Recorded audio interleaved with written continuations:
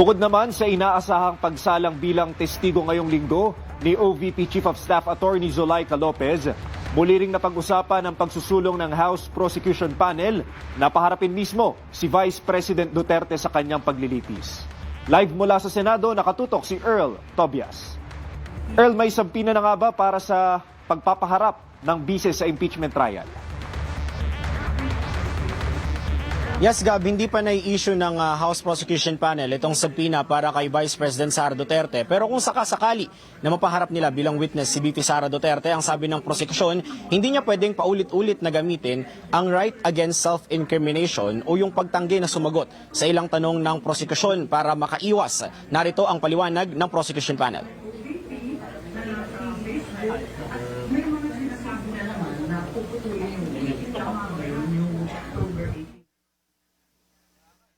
Well, technically, this is not a criminal case. She's not an accused and she's a respondent.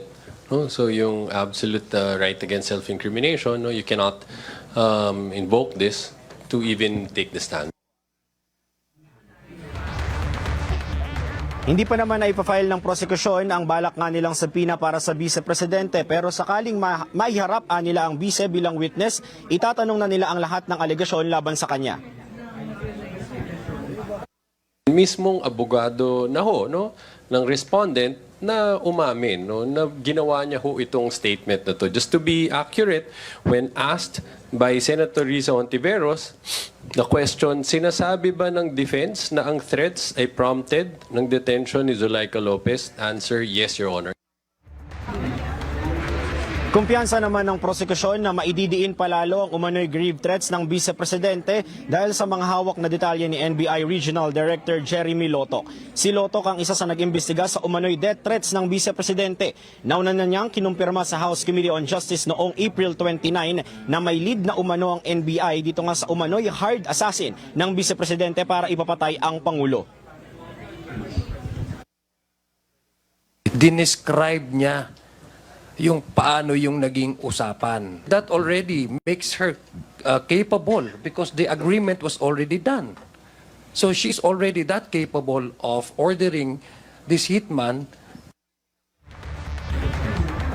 Ang prosekusyon hiniling naman sa Senate Impeachment Court na ipagpabukas na agad ang pagsalang ni NBI Director Attorney Melvin Matibag. Nagpaalam kasi si Matibag na makaharap agad dahil meron itong mahalagang aktibidad katuwang ang ilang international partners sa susunod na linggo. Pero inusisa yan ng Senate Impeachment Court.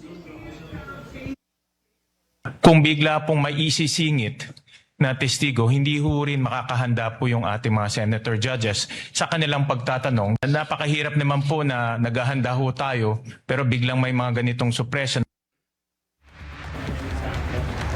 Sa punto pong ito, makakasama natin si House Deputy Speaker Paulo Ortega para hingin ng ilang reaksyon dito sa ilang mga developments sa Senate Impeachment Court. Sir, nandito nga tayo, inaabangan natin yung ruling ng Senate Impeachment Court kung pwede bang ipagpabukas si Attorney Melvin Matibag. Gano'n po ba kahalaga na maisalang siya bago nga yung kanyang international engagement and bakit dapat bukas na po?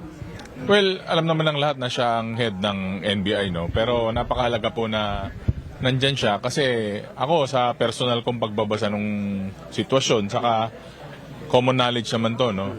Nasa kanya po yung full access ng lahat ng impormasyon, mga importanteng dokumento, mga importanteng findings, saka kung ano man mga investigasyon na ginawa nila, full access po ang ating NBI Director na si NBI Director Melvin Matibag. So kung sakasakali sir na payagang bukas, inaasahan natin na mas magkaroon pa ng clarity kung kasi nung una inauthenticate yung video, ngayon pinatunayan yung grave threats, si Attorney Melvin Matibag, yung whole picture sir, ang inaasahan natin. Well, sigurado marire-reinforce po at lalo pong mapapalakas yung ebidensya natin. May ahambing ko tong araw na to sa parang day 2 natin, halos pareha rin po. Kitang-kita po natin na si Attorney Lotoc ay nakahanda rin naman po.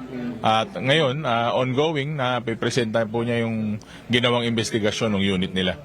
Sir, isa sa mga na-establish kanina ni NBI Attorney Lotoc, conditional man o hindi, meron daw pong grave threats. Ano pong ibig sabihin nun ngayon para sa bigat ng kaso ninyo? Well, from the start, nasabi po natin yan. Wala na ibang palusot tungkol dyan. Ang threat is a threat at sabi ko nga ang hirap po na depensahan, ang hirap po na ipaliwanag o palusutan ito. Talagang kahit anong klaseng threat pa yan, conditional o maliit o malaki, threat po yan.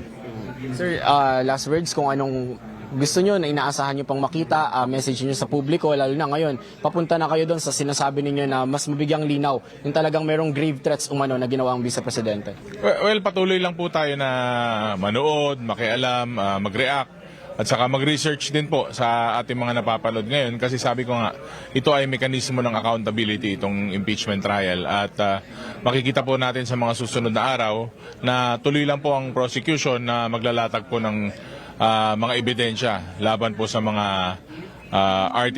laban po sa mga naisampa at laban po dun sa mga nasaksihan natin ng impeachment po na hearings during sa Kongreso naman po.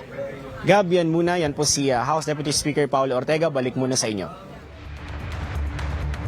Maraming salamat, Earl Tobias at Representative Ortega.